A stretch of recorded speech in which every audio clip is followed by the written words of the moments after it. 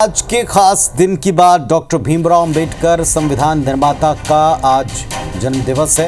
अंबेडकर की जयंती पर सियासत भी आज जमकर हुई है और आज की तारीख में सियासत में अंबेडकर कितने जरूरी है तो हम देख ही रहे हैं। उनकी जयंती के मौके पर एक बार फिर ये साफ हो गया कि नेताओं में खुद सबसे बड़ा अंबेडकरवादी कौन है ये दिखाने के लिए होड़ है।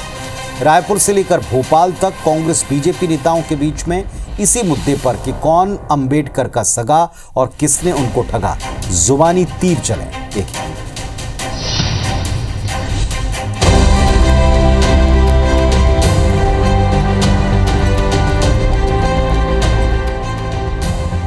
देश में संविधान के सम्मान और अपमान पर जारी सियासत के बीच एक बार फिर डॉक्टर अंबेडकर चर्चा के केंद्र में आ गए। मौका था अंबेडकर के जयंती समारोह का, जिसमें कांग्रेस और बीजेपी ने खुद को अंबेडकर का सच्चा अनुयायी साबित करने में कोई कसर नहीं छोड़ी।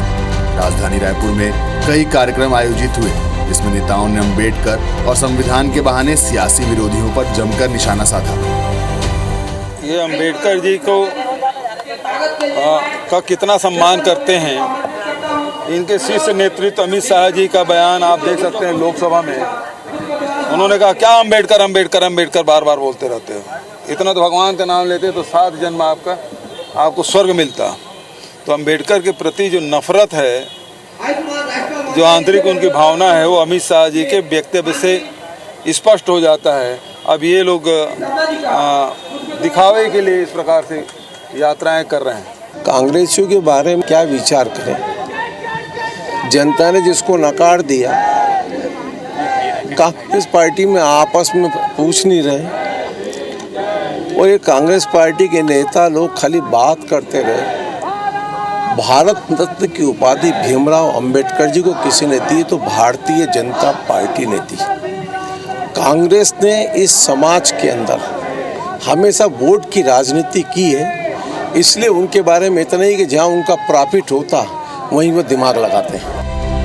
छत्तीसगढ़ की तरह मध्य प्रदेश में भी अंबेडकर जयंती की तस्वीर ज्यादा अलग नहीं थी। मुख्य कार्यक्रम बाबा साहेब की जन्मस्थली महू में हुआ, जहां सीएम मोहन यादव ने डॉक्टर अंबेडकर को श्रद्धांजलि दी, तो बीजेपी प्रदेश अध्यक्ष वी.डी. शर्मा ने पार्टी कार्यकर्ताओं के साथ संविधान का सामूहिक पाठ किया। कांग्रेस ने बोर्ड ऑफिस चौराहे पर अंबेडकर की प्रतिमा पर पुष्पांजलि अर्पित की। दोनों दलों ने एक दूसरे पर जमकर जुबानी तीर छोड़े। इन लोगों ने एक नारा दिया था कि 400 पार, और ये बाबा साहब अंबेडकर का संविधान बदलना चाहते थे, लेकिन इस देश की जनता ने बता दिया कि बाबा साहब अंबेडकर का संविधान नहीं बदल सकते। राहुल गांधी जी ने चुनाव में ऐलान किया था, इसलिए 400 पार छोड़िए 240 नहीं पहुंच पाए थे। महू को तीर्थ बनाने का काम किया तो भारतीय जनता पार्टी ने किया। लंदन जहां अंबेडकर साहब पढ़े, उसको भारत की सरकार ने उस भवन को खरीद कर अंबेडकर साहब के तीर्थ में परिवर्तित किया, भारतीय जनता पार्टी ने किया। नागपुर, मुंबई, दिल्ली, ये सब अंबेडकर साहब के तीर्थ बनाने का काम भारतीय जनता पार्टी ने किया, नरेंद्र मोदी जी ने किया। तो हम तो अंबेडकर साहब के प्रति हर समय कृतज्ञता ज्ञापित करते हैं, कांग्रेस ढकोसला करती। डॉक्टर अंबेडकर सिर्फ संविधान के निर्माता नहीं थे, बल्कि दलितों के सबसे बड़े मसीहा भी थे।